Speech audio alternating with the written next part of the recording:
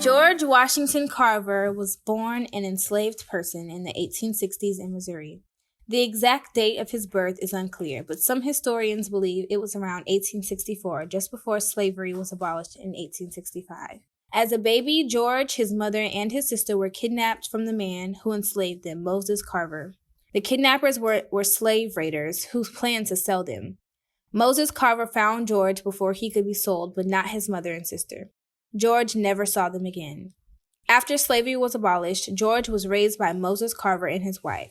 He worked on their farm and their garden and became curious about plants, soils, and fertilizers. Neighbors called George the plant doctor because he knew how to nurse sick plants back to life.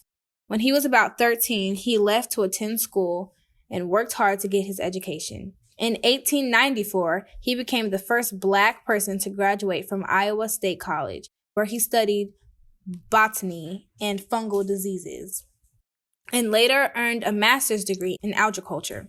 In 1896, Booker T. Washington offered him a teaching position at Tuskegee Institute, a college for African Americans. There, Carver's research with peanuts, sweet potatoes, and soybeans flourished. He made agricultural advancements to help improve the lives of poor Black farmers like himself. With the help of his mobile classroom, the Jessup wagon, he brought his lessons to former enslaved farm workers, and he used showmanship to educate and entertain people about agriculture. On January 5th, 1943, Carver died after falling down some stairs, but his contributions to the field of agriculture would not be forgotten.